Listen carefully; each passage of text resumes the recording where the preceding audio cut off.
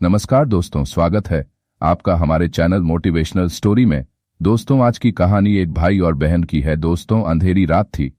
मदन सड़क किनारे बैठा ठंडी हवा से बचने के लिए अपना फटा हुआ पुराना कंबल ओढ़ने की कोशिश कर रहा था। उसके पेट में अजीब सी जलन हो रही थी। उसने सुबह से कुछ नहीं खाया था। उम्र के इस पड़ाव पर वह शारीरिक श्रम भी नहीं कर सकता था। वह सड़क के उस पार उस बड़े से बंगले को देख रहा था जिसकी बालकनी में एक महिला खड़ी थी। उसके चेहरे पर चमक, आंखों में गर्व और होठों पर हल्की मुस्कान थी। वह कोई और नहीं बल्कि मदन की बहन सुमित्रा थी। वही सुमित्रा जिसे उसने अपनी मेहनत की कमाई से पढ़ाया था। उसे ऊंचे पद पर पहुंचाने के लिए उसने भूखे रहकर कड़ी मेहनत की थी। आज वही सुमित्रा जिला अधिकारी बन चुकी थी और उसने ही मदन को इस बंगले से बाहर निकाला था। मदन को कुछ पुरानी बातें याद आ रही थीं। बीते दिनों की बात है, जब सुमित्रा छोटी थी। उसके माता पिता की मृत्यु हो गई थी। घर में खाने पीने की कमी थी। तब मदन की उम्र मात्र 14 वर्ष थी और सुमित्रा की उम्र मात्र वर्ष थी। मदन ने पढ़ाई छोड़ दी और मजदूरी करने लगा। कभी ईंट ढोता, कभी होटलों में बर्तन साफ करता, कभी खेतों में मजदूरी करता, कभी किसी के घर में झाड़ू पोछा करता, लेकिन सुमित्रा को हमेशा स्कूल भेजता, उसके लिए किताबें खरीदता, उसके नए कपड़े बनाने के लिए अपने फटे कपड़े पहनकर दिन गुजारता। जब कभी उसके पास सुमित्रा की फीस भरने के लिए पैसे नहीं होते तो वह रात रात भर ओवरटाइम करता। कभी कभी भूखे पेट सो जाता, लेकिन उसने सुमित्रा की पढ़ाई नहीं रुकने दी। सुमित्रा पढ़ाई में होशियार थी। टीचर भी उसकी तारीफ करते थे। उसने 12वीं में टॉप किया, फिर भी बीए किया और आखिर में पीसीएस की परीक्षा पास कर ली। जब सुमित्रा का एसडीएम बनने का रिजल्ट आया तो मदन की आंखों से खुशी के आंसू बह रहे थे। वह नंगे पांव मंदिर गया और भगवान के सामने सिर झुकाकर बोला, भगवान, मेरे जीवन में चाहे जो भी हो, लेकिन मेरी बहन को हमेशा खुश रखना। उस दिन सुमित्रा भी अपने भाई से लिपट गई और बोली, भैया, अब तुम्हारी गरीबी के दिन खत्म हो गए हैं। अब मैं तुम्हें महल जैसा घर दिलवाऊंगी। उसे लगा कि अब उसके सारे दुख दूर हो जाएंगे, पर उसे नहीं पता था कि वह दिन अभी भी मदन की आंखों में ताजा था जब सुमित्रा ने पहली बार एसडीएम की कुर्सी संभाली थी। चारों तरफ धूमधाम थी। अखबारों में उसकी तस्वीरें छपी थीं। बड़े बड़े अधिकारी उसे बधाई देने आए थे। मदन दूर खड़ा अपनी बहन सुमित्रा को देख रहा था, जो उसे देख रही थी। वही बहन जिसे उसने पहले कभी नहीं देखा था। उसने उसे गोद में खिलाया था, उसे उसके हिस्से का खाना देकर बड़ा किया था। आज वह इतने ऊंचे पद पर पहुंच गई थी, पर उसे यह अंदाजा नहीं था कि जिस बहन के लिए उसने अपनी पूरी जिंदगी कुर्बान कर दी, वह चंद दिनों में ही उसे त्याग देगी। शाम को जब सुमित्रा पहली बार सरकारी बंगले में गई तो मदन भी खुशी खुशी उसके साथ गया था।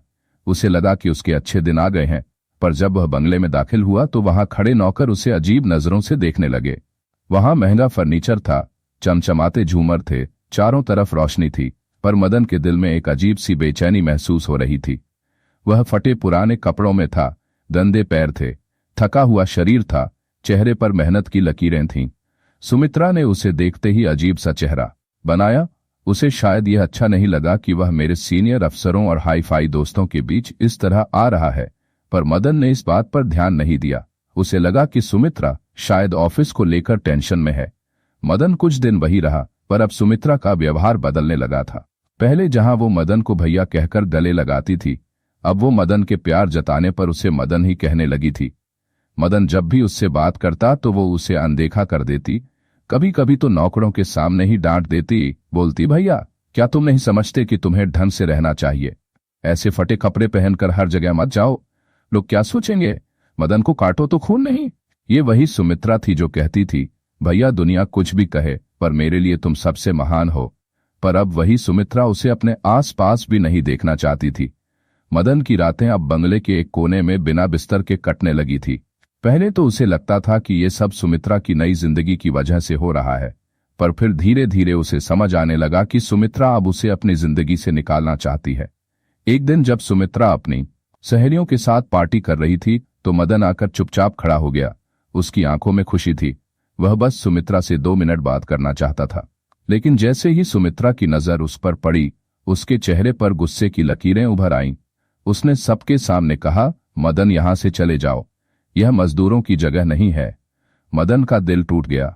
उसे लगा जैसे किसी ने उसके सीने में छुरा घोंप दिया हो। यह वही बहन थी जिसके लिए वह इतना रोया था, दिन रात मेहनत की, भूखा सोया, अपने सपनों की कुर्बानी दी, और आज वही बहन उसे मजदूर कहकर दूसरों के सामने बेइज्जत कर रही थी। उसके पैर कांप रहे थे और गला सूख गया था। उसने कांपते होठों से सिर्फ इतना कहा, बस। लेकिन सुमित्रा ने गुस्से में हाथ उठाकर चिल्लाते हुए कहा, बस करो रामू, अब और नाटक मत करो। मुझे ये सब पसंद नहीं है। अगर तुम्हें यहाँ रहना है तो अपने कपड़े बदल लो, ठीक से रहो और मुझे शर्मिंदा मत करो, नहीं तो यहाँ से चले जाओ। मदन सुन्न हो गया। आखिर वह कपड़े बदलता भी तो कैसे? सुमित्रा उसे एक पैसा भी नहीं देती थी और खुद उसके पास इतने पैसे नहीं थे कि वह अपने लिए नए कपड़े खरीद सकें। मदन की आंखों में आंसू आ गए, लेकिन उसने उन्हें पोंछ दिया। उसने कभी सपने में भी नहीं सोचा था कि जिस बहन के लिए उसने अपना पूरा जीवन समर्पित कर दिया, वह एक दिन उसे अपने घर से बाहर निकाल देगी। उस रात मदन पहली बार पूरी तरह टूट गया।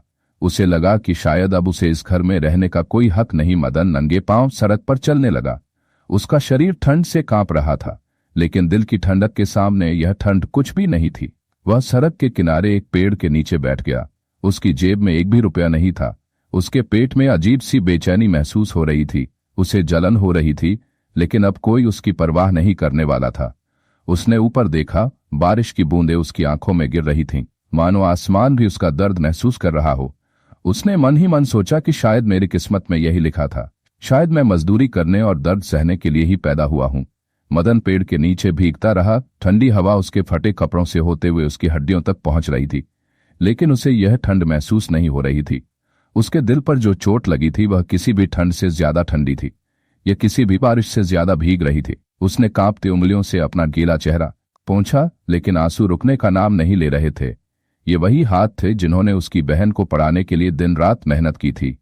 ये वही पैर थे जो उसकी स्कूल की किताबें लाने के लिए शहर शहर भटकते थे। और ये वही कंधे थे जो उसकी छोटी बहन को गोद में उठाकर लोरियां गाते थे। पर आज उसी बहन ने उसे बेघर कर दिया था। मदन को याद आया जब सुमित्रा छोटी थी। ठंड के दिनों में जब वह कांपती थी तो मदन अपना आधा फटा कंबल उड़ा देता था और खुद ठंड में सिकुड़कर सो जाता था। कभी कभी जब उसका पेट भूख से जल रहा होता तो वह अपनी बहन के लिए खाना छोड़ देता और उससे झूठ बोलता कि वह पहले ही खा चुका है। और आज वही बहन उसे खाना देने की जगह सड़क पर छोड़ गई। मदन का मन कर रहा था कि कहीं दूर भाग जाए, पर वह भागकर कहाँ जाता? उसका इस दुनिया में कोई नहीं था। अगर कोई था तो सिर्फ उसकी छोटी बहन थी, जो अब उसकी नहीं रही। बारिश तेज हो गई थी। मदन कांपते हुए उठ खड़ा हुआ और बिना सोचे समझे सड़क पर चलने लगा। उसे नहीं पता था कि कहाँ जाना है, उसे बस चलना था। रास्ते में उसे एक होटल दिखाई दिया। बाहर ढेर सारा खाना फेंका हुआ था। उसका पेट भूख से जल रहा था, पर उसकी आत्मा उसे रोक रही थी। उसने आंखें बंद की और खुद से कहा, मैंने अपनी बहन को जिला अधिकारी बना दिया है। मैं सड़क पर भले ही रहूं, पर भीख नहीं मांगूंगा, कूड़ा नहीं खाऊंगा। यह कहते कहते उसकी आंखों से फिर आंसू बह निकले। मदन हल्के से हंसा, ऐसी हंसी जिसमें सिर्फ दर्द था। उसने धीरे से कहा, उसे एक बूढ़ा भिखारी मिला और उससे पूछने लगा, बेटा तुम्हारा घर नहीं है? मदन बोला था, पर अब नहीं है।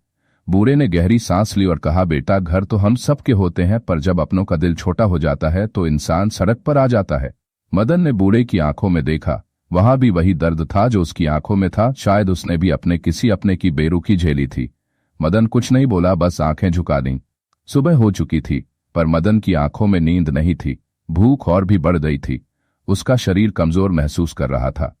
उसने सोचा कि शायद उसे फिर से मजदूरी करनी चाहिए, पर उसका शरीर पहले जितना मजबूत नहीं था। उसने कई दुकानों पर काम मांगा, पर उसके पुराने गन्ने को तैयार नहीं हुआ। कोई उसे डांट कर भगा देता तो कोई उसका मजाक उड़ाता। शाम होते होते उसकी हालत खराब हो गई। उसके पैर जवाब दे गए थे। उसका पेट भूख से तड़प रहा था, लेकिन उसके दिल में सबसे बड़ा दर्द यह था कि उसकी अपनी बहन ने उसे इस हालत में पहुंचा दिया है। इसी हालत में चलते हुए मदन फिर उसी बंगले के सामने पहुंचा जहां उसकी बहन रहती थी। उसने ऊपर देखा। सुमित्रा अपने कमरे की खिड़की से बाहर देख रही थी। उसकी नजर मदन पर थी, लेकिन उसने कोई भाव नहीं दिखाया। उसने मुड़कर पर्दा खींच दिया। मदन ने अपनी बहन को देखा और फिर से उसी बंगले के सामने पहुंच गया। उसकी आंखों में आंसू थे, पर अब वह उन्हें रोकना नहीं चाहता था। वह जमीन पर बैठ गया और खुद से बोला, सुमित्रा मैंने कभी नहीं सोचा था कि एक दिन ऐसा आएगा जब मेरे होने या ना होने से तुम्हें कोई फर्क नहीं पड़ेगा। उसके होंठ कांपने लगे, गला सूख गया। उसने अपना सिर घुटनों में छिपा लिया और सिसकियां लेने लगा। उसकी आंखों के सामने अंधेरा छाने लगा। भूख, ठंड और दुख ने मिलकर उसे अंदर से तबाह कर दिया था, पर उससे भी ज्यादा उसे इस बात का दुख था कि अब वह अपनी बहन के लिए भी मायने नहीं रखता था। उसने कांपते हाथों से अपना सीना पकड़ लिया। उसे लगने लगा जैसे उसकी सांसें टूट रही हों।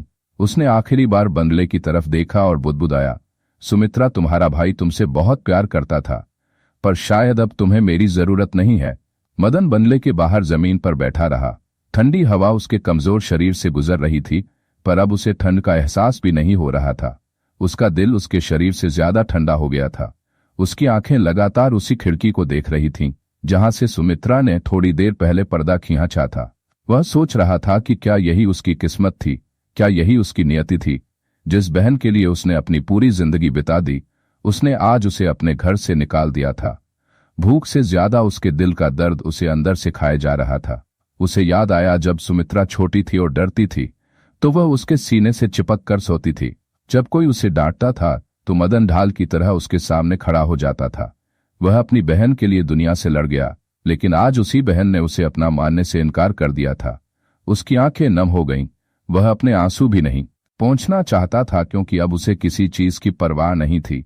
आधी रात हो चुकी थी, बंगले की सभी लाइटें बंद हो चुकी थीं, लेकिन मदन को अभी भी नींद नहीं आ रही थी। ठंड बढ़ रही थी और उसका शरीर धीरे धीरे अकड़ रहा था, लेकिन उससे भी ज्यादा उसके दिल में सन्नाटा था। वह अपनी फटी हुई चादर को अपने हाथों से कसकर लपेटने की कोशिश कर रहा था, लेकिन वह इतनी पतली थी कि वह उसे ठंड से नहीं बचा पा रही थी। तभी अचानक बंगले का दरवाजा खुला और एक नौकर हाथ में कचरे का थैला लेकर बाहर आया। उसने थैला सड़क पर फेंक दिया और वापस अंदर जाने लगा। मदन ने धीरे से अपना सिर ऊपर उठाया। उसकी नजर थैले पर पड़ी। उसे पता था कि उसमें कूड़ा होगा, लेकिन शायद उसमें कुछ खाना भी बचा हो। लेकिन अगले ही पल उसकी आत्मा ने उसे रोक लिया। उसने खुद से कहा, मैं मजदूरी करके अपनी बहन को अधिकारी तो बना सकता हूं, लेकिन भीख नहीं मांगूंगा और न ही कूड़ा खाऊंगा। मदन ने हिम्मत जुटाई और अपने जमे हुए पैरों को उठाया और धीरे धीरे चलने लगा। उसे नहीं पता था कि वह कहाँ जा रहा है, लेकिन उसे कहीं जाना था। सड़कें सुनसान थीं, पूरी दुनिया सो रही थी, लेकिन उसकी आंखों में अभी भी नींद नहीं थी। उसे अपने जीवन में पहली बार इतना अकेलापन महसूस हो रहा था। उसका कोई नहीं था। अब वह अपनी बहन के लिए भी अजनबी हो गया था। वह चलता रहा और एक मंदिर में पहुंचा। मंदिर के दरवाजे बंद थे, लेकिन सीढ़ियों पर कुछ और गरीब लोग सो रहे थे। कुछ के पास बोरा था, कुछ अखबार लपेटे हुए थे और कुछ उसकी तरह ठंड में सिकुड़े हुए लेटे थे। उसे लगा कि शायद अब यही उसकी जगह है। वह धीरे धीरे जाकर एक कोने में बैठ गया। उसकी आंखें भारी हो रही थीं, लेकिन दिल का दर्द उसे सोने नहीं दे रहा था। उसके होंठ कांपने लगे, सांसें भारी हो गईं। वह रोना चाहता था, पर अब उसमें रोने की ताकत नहीं थी। तभी वहीं सो रहा एक अधेड़ आदमी उठकर मदन के पास आया। उसने मदन के कांपते हाथ देखे और धीमी आवाज में पूछा, बेटा ठंड लग रही है? मदन ने धीरे से अपना सिर हिलाया। उस आदमी ने अपनी पुरानी फटी चादर मदन के ऊपर डाल दी और कहा, रख ले बेटा, मुझे इसकी आदत हो गई है। मदन की आंखों में आंसू आ गए। जिस दुनिया में उसकी अपनी बहन ने उसे घर से निकाल दिया, उसी दुनिया में एक अजनबी उसका दर्द समझ रहा था। मदन ने अपने हाथों से उस आदमी का हाथ थामा और पहली बार किसी के सामने अपनी बेबसी कबूल की। उसकी आवाज धीमी थी पर दर्द से भरी थी। मदन बोला, मैं मजदूर था। मैंने अपनी बहन को पढ़ा लिखाकर उप जिला अधिकारी बनाया, पर उसने मुझे अपने घर से निकाल दिया। आदमी ने मदन के सिर पर हाथ रखा और कहा, बेटा दुनिया ऐसी ही है, जब तक लोगों को तुम्हारी जरूरत होती है वो तुम्हें ऊंचे स्थान पर रखते हैं, और जब जरूरत खत्म हो जाती है तो वो तुमसे किनारा कर लेते हैं। मदन कुछ नहीं बोला, बस आसमान की तरफ देखता रहा। चांद चमक रहा था, लेकिन उसकी रोशनी भी उसे अब अंधेरी लग रही थी। उसका मन कर रहा था कि सब कुछ खत्म करके कहीं दूर चला जाए, जहां कोई उसे न जानता हो। लेकिन उसने खुद से कहा, अगर मैंने अपनी पूरी जिंदगी अपनी बहन के लिए बिता दी तो क्या अब मैं अपने लिए नहीं जी सकता? धीरे से अपनी आंखें बंद कर लीं, पर इस बार उसके चेहरे पर सिर्फ एक दर्द भरी मुस्कान थी। मदन मंदिर की सीढ़ियों पर लेटा था। रात गहरा चुकी थी। ठंडी हवा उसके बदन से टकरा रही थी। उसका पेट भूख से दर्द कर रहा था, पर अब उसे इस भूख की भी आदत हो चुकी थी। वह उठ बैठा, अपने कांपते हाथों को घुटनों में छिपाया और आसमान की ओर देखने लगा। उसकी आंखें सूख चुकी थीं, शायद अब आंसू भी उससे दूर हो चुके थे। वह सोच रहा था कि एक समय था जब सुमित्रा छोटी थी और जब भी उसे ठंड लगती तो वह अपनी कमीज उतार कर उड़ा देता था, पर आज वह खुद ठंड में मर रहा था और उसकी बहन गर्म रजाई में लिपटी सो रही थी। यह सोचते सोचते अचानक उसके सीने में दर्द हुआ, मानो किसी ने उसके अंदर जलता हुआ कोयला डाल दिया हो। वह सारी रात करवटें बदलता रहा और उसे पता ही नहीं चला कि कब सुबह हो गई। मंदिर की घंटी की आवाज सुनकर उसने धीरे से अपनी आंखें खोली।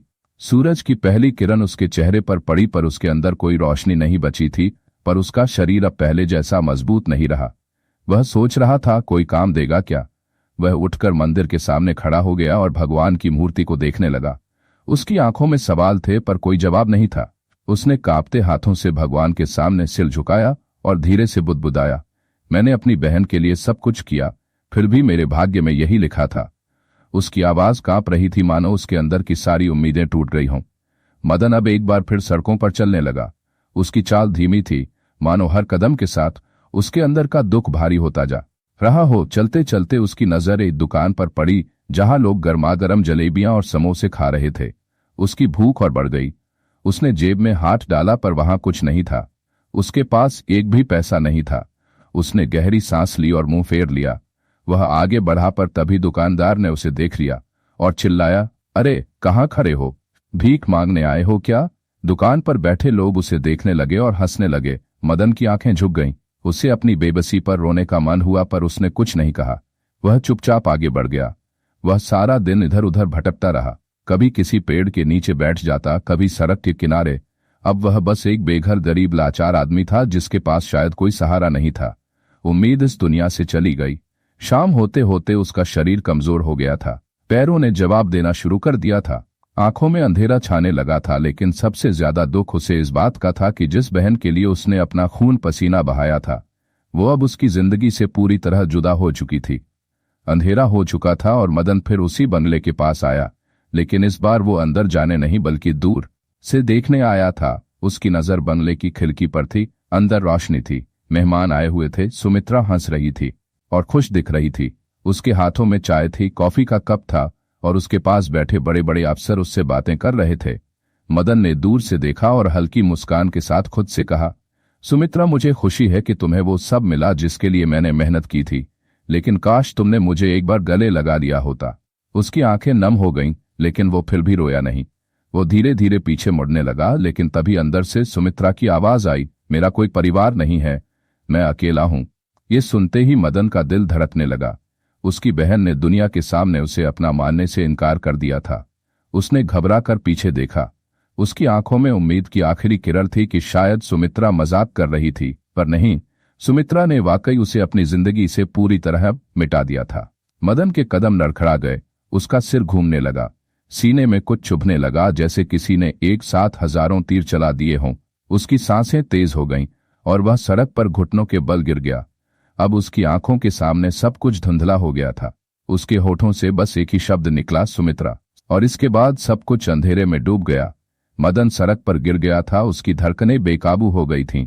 उसकी सांसें लेना मुश्किल हो रहा था और आंखों के सामने अंधेरा छा रहा था। उसके शरीर में इतनी ताकत नहीं थी कि वह खुद को संभाल सके। उसने कांपते हाथों से सड़क की ठंडी मिट्टी को थामने की कोशिश की, पर उसकी उंगलियां कांप उठीं और नरम पड़ गईं। उसके होंठ सूख गए थे, पर आंखों में अभी भी आंसू थे। वह दर्द से कराहते हुए खुद से बुदबुदाया, सुमित्रा, तुम अपने भाई को भूल रही हो। यह कहते ही उसकी आंखों से आंसू की 2 बूंदें गिरीं जो मिट्टी में समा गईं। बंगले के अंदर हंसी खुशी का माहौल था। सुमित्रा सीनियर अफसरों के साथ बैठकर बातें कर रही थी। उसकी आंखों में चमक और चेहरे पर गर्व था। उसने अपने भाई को खो दिया था। उसे पता ही नहीं था कि उसका अपना भाई, जिसने उसे इस स्थिति में लाने के लिए अपनी पूरी जिंदगी दांव पर लगा दी थी, उसके दरवाजे से चंद कदम की दूरी पर दर्द से तड़प रहा था। सड़क पर लेटे लेटे मदन ने धुंधली आंखों से आखिरी बार बंगले की ओर देखा। उसकी सांसें और भी धीमी हो रही थीं। अतीत की तस्वीरें उसके दिमाग में घूमने लगीं। कैसे वह सुमित्रा को कंधों पर उठाकर स्कूल छोड़ा करता था, कैसे उसने पहली बार नई किताबें खरीदी थीं। सुमित्रा की खुशी देखने लायक थी। कैसे वह अपने हिस्से का खाना छोड़कर उसे खाना खिलाता था। कैसे वह खुद गीले बिस्तर पर सोता था ताकि सुमित्रा को आराम मिल सके। हर याद उसके दिल पर तेज चाकू की तरह वार कर रही थी। तभी अचानक एक राहगीर वहां से गुजरा और उसने देखा कि सड़क किनारे एक आदमी बेहोश पड़ा है। वह झिझकते हुए मदन के पास आया और उसे हिलाया, लेकिन मदन की आंखें बंद थीं। वह घबरा कर चिल्लाया, अरे कोई है, इस आदमी को देखो। लेकिन आसपास कोई नहीं था। उसने जल्दी से अपना फोन निकाला और एम्बुलेंस को फोन किया। थोड़ी देर में एम्बुलेंस आ गई और मदन को अस्पताल ले जाया गया।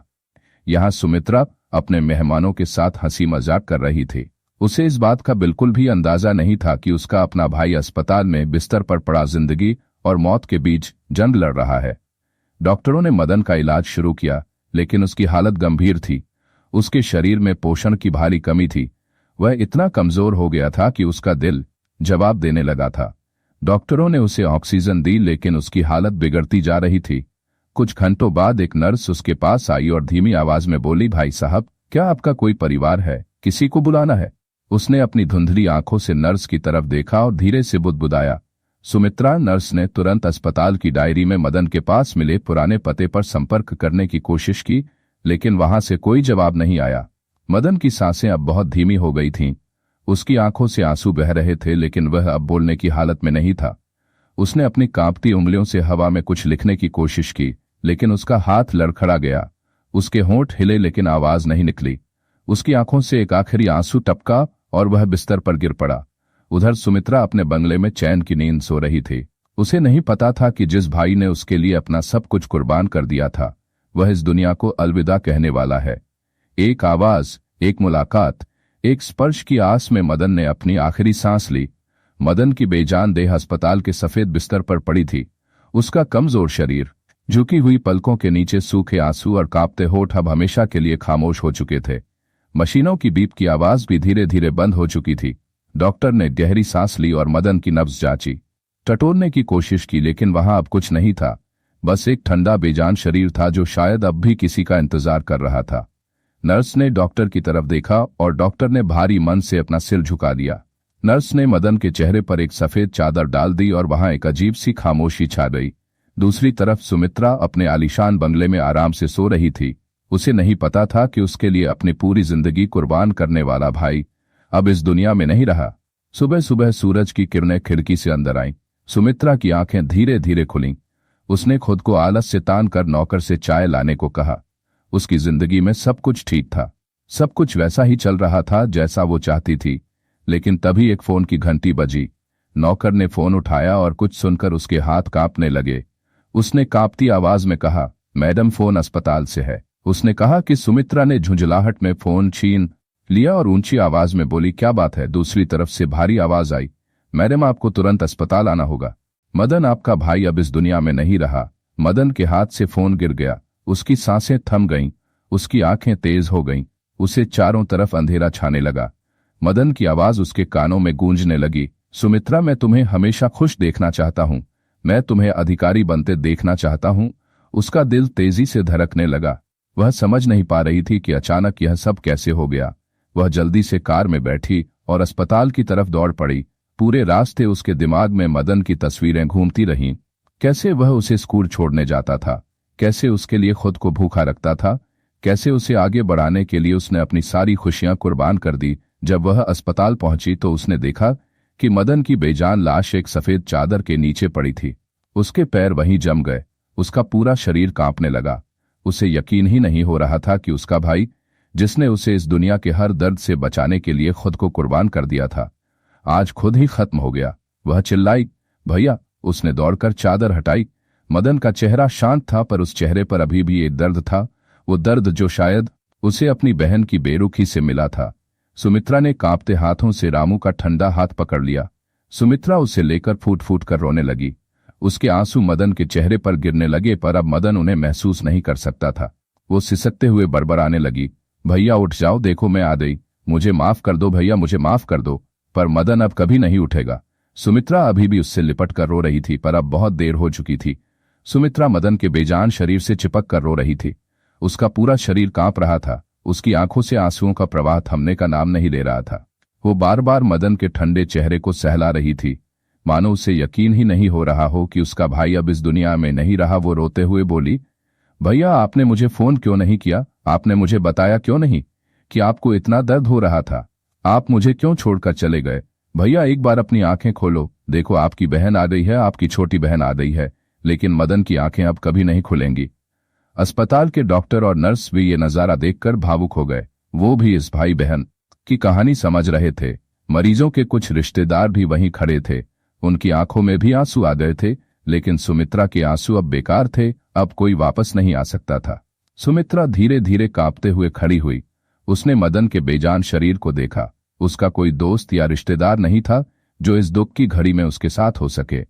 उसने कांपते होठों से डॉक्टर की तरफ देखा और फूट फूट कर रोते हुए पूछा, डॉक्टर साहब, भैया की ये हालत कैसे हो गई? वो ऐसे क्यों चले गए? डॉक्टर ने गहरी सांस ली। उसकी आंखों में भी उदासी थी। उसने धीरे से कहा, भूख, अकेलापन और दर्द। तुम्हारे भाई ने पिछले कई दिनों से कुछ खाया पिया नहीं था। उसके शरीर में कमजोरी इतनी बढ़ गई थी कि उसका दिल अब धड़क नहीं सकता था। शायद उसे किसी अपने के सहारे की जरूरत थी। लेकिन डॉक्टर की आवाज कांप उठी। सुमित्रा के पैरों तले जमीन खिसक गई। उसका दिल धड़कना भूल गया। उसके कानों में बस यही गूंज रहा था, भूख, अकेलापन, दर्द। उसे ऐसा लग रहा था जैसे किसी ने उसके सीने में खंजर घोंप दिया हो। वो दीवार के सहारे कांपती हुई खड़ी थी। उसकी आंखों पर अंधेरा छाने लगा था। उसे अचानक याद आया कि जब वो स्कूल में थी, मदन हर दिन काम पर जाता था और लौटते वक्त उसके लिए किताबें और दूसरी चीजें लाता था, टॉफियां लाता था। कैसे एक दिन उसने अपना पसंदीदा खाना खाने की इच्छा जाहिर की थी और मदन ने अपने लिए एक निवाला भी नहीं खाया था ताकि सुमित्रा भरपेट खाना खा सके। लेकिन आज वही मदन भूख से मर गया और उसे एक बार भी उसकी याद नहीं आई। सुमित्रा अचानक जमीन पर गिर पड़ी। उसने दोनों हाथ चेहरे पर रख लिए और जोर जोर से रोने लगी। उसकी चीखें पूरे अस्पताल में गूंज रही थीं। वो बार बार कह रही थी, भैया मुझे माफ कर दो, मुझे माफ कर दो, मुझे माफ कर दो। लेकिन अब कोई उसे माफ नहीं करने वाला था। अस्पताल के कर्मचारी मदन के शव को श्मशान घाट ले जाने की तैयारी कर रहे थे। लेकिन सुमित्रा ने उनका हाथ पकड़ लिया और विनती करने लगी, नहीं, भैया को यहीं रहने दो, मैं उन्हें कहीं नहीं जाने दूंगी, मुझे भैया के पास रहने दो। लेकिन अब कुछ भी संभव नहीं था। एम्बुलेंस के पीछे पीछे वह अपने पैरों से दौड़ी। वह पूरे रास्ते रोती रही और अपने सिर पर हाथ मारती रही। जब एम्बुलेंस श्मशान घाट पहुंची तो सुमित्रा घुटनों के बल जमीन पर गिर पड़ी। लेकिन सुमित्रा ने लोगों का हाथ पकड़ लिया और चिल्लाने लगी, भैया का दाह संस्कार मत करना, मैं उसके बिना नहीं रह सकती, मैं उसके बिना मर जाऊंगी। लेकिन समय किसी के लिए नहीं रुकता। मदन की चिता जलने लगी। सुमित्रा जलती चिता के सामने घुटनों के बल बैठ गई और हाथ जोड़कर फूट फूट कर रोने लगी। वह जलती लपटों को देखकर चिल्लाने लगी, भैया मुझे भी अपने साथ ले चलो, मुझे माफ कर दो भैया। उसकी चीखें सुनकर श्मशान घाट पर मौजूद सभी लोगों की आंखें नम हो गईं। लपटें धीरे धीरे आसमान की ओर बढ़ने लगीं और सुमित्रा का भाई उसकी आंखों के सामने राख में तब्दील हो रहा था। वह चाहकर भी कुछ नहीं कर पा रही थी। अब उसके जीवन में सब कुछ था, ऐशो आराम, बड़ी कोठी, रुतबा, इज्जत, पर अब वो शख्स उसके पास नहीं रहा जिसने उसे इस मुकाम तक पहुंचाने के लिए अपनी हर सांस कुर्बान कर दी थी। सुमित्रा जलती चिता के सामने बेहोश होकर गिर पड़ी, पर अब कुछ बदलने वाला नहीं था। बहुत देर हो चुकी थी। सुमित्रा चिता के सामने बेहोश पड़ी थी। उसकी सांसें धीमी चल रही थीं। चेहरा आंसुओं से गीला था और शरीर कीचड़ से सना हुआ था। जब उसने आंखें खोली तो उसके सामने सिर्फ राख बची थी।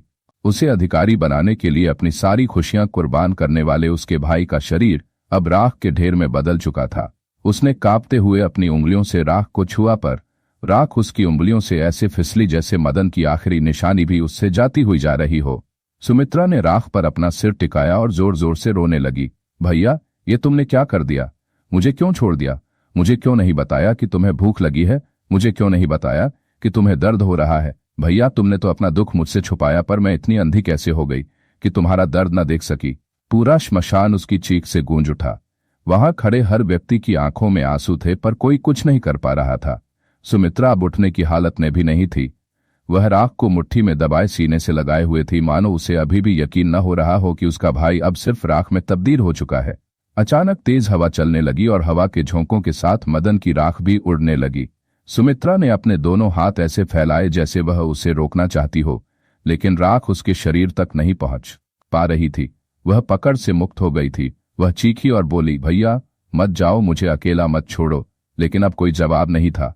वह जमीन पर गिर गई। उसके होंठ कांप रहे थे। उसकी आंखों के चारों ओर अंधेरा छाने लगा था। उसकी सांसें तेज हो रही थीं। ऐसा लग रहा था कि उसका शरीर अब इस दर्द को सहन नहीं कर सकता। वह बुदबुदाने लगी, भैया अगर तुम नहीं होगे तो मैं भी नहीं रहूंगी। ये कहते हुए उसने अपने दुपट्टे का छोर कसकर पकड़ लिया, लेकिन अचानक पीछे से किसी ने उसका हाथ पकड़ लिया। वह चौंकी और पीछे मुड़ी। उसकी आंखों के सामने एक बूढ़ा व्यक्ति खड़ा था। उसकी आंखों में करुणा थी, उसके चेहरे पर झुर्रियां थीं, लेकिन उसकी आवाज में गहरा दृढ़ संकल्प था। उसने धीमी आवाज में कहा, बेटी दर्द बहुत है, लेकिन तुम्हें इसे स्वीकार करना होगा। तुम्हारे भाई ने तुम्हें इस दुनिया में अकेला नहीं छोड़ा। उसने तुम्हें एक जिम्मेदारी सौंपी है। अब तुम्हें उसके सपने पूरे करने हैं, अब तुम्हें उसका कर्ज चुकाना ही होगा। सुमित्रा की आंखों में अभी भी आंसू थे, लेकिन इन शब्दों ने उसे झकझोर दिया। उसे लगा कि अपनी जान देकर वह अपने भाई के बलिदान को व्यर्थ नहीं करेगी। उसने धीरे से अपने दुपट्टे का सिरा छोड़ा और वहीं खड़ी होकर आहें भर रही थी। उसकी आंखों में अभी भी दर्द था, लेकिन अब उस दर्द के साथ एक संकल्प था। वह राख की ओर मुड़ी और धीरे से बोली, भैया, आपने अपने हिस्से का बलिदान दे दिया है, अब मेरी बारी है। अब मैं आपके सपनों को मरने नहीं दूंगी, मैं आपके संघर्ष को व्यर्थ नहीं जाने दूंगी। यह कहते हुए उसने अपनी आंखों से बहते आंसू पोंछे और धीरे धीरे वहां से चलने लगी। सुमित्रा श्मशान से तो आ गई, लेकिन अब उसकी जिंदगी में कुछ नहीं बचा था। उसका कोठी, उसका रुतबा, उसकी आलीशान जिंदगी, सब कुछ बेकार लग रहा था। घर आकर उसने दरवाजा बंद किया और कमरे में अंधेरा कर दिया। वह धीरे धीरे चलकर मदन की पुरानी फोटो के सामने खड़ी हो गई। फोटो पर थोड़ी धूल जम गई थी। उसने कांपते हाथों से उसे उठाया, सीने से लगाया और फूट फूट कर रोने लगी। भैया, क्या तुमने ये दिन देखने के लिए अपना सब कुछ त्याग दिया? क्या तुमने मुझे इसी दिन के लिए पढ़ाया था? क्या तुमने अपनी हर सांस इसी दिन के लिए, मेरी खुशी के लिए खर्च की थी? भैया, अगर मैंने एक बार पहले तुम्हारे बारे में सोचा होता, एक बार आकर तुमसे मिला होता, तो शायद आज तुम जिंदा होते।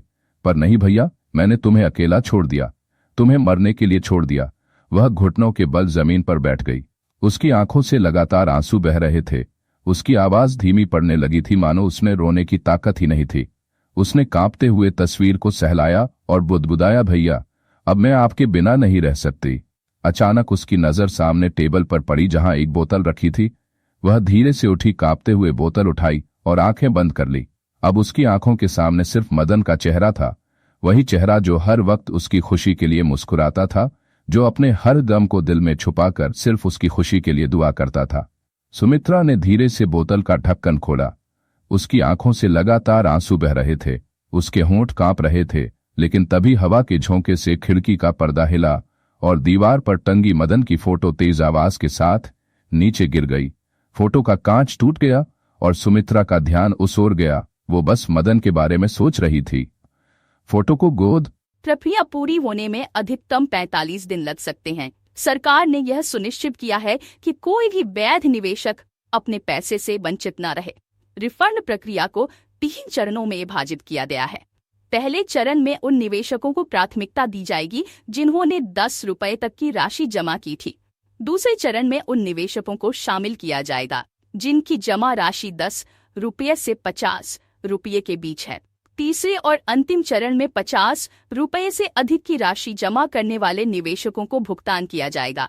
सरकार ने इस प्रक्रिया को पारदर्शी और सरल बनाने के लिए एक विशेष हेल्पलाइन नंबर और शिकायत निवारण केंद्र भी स्थापित किया है।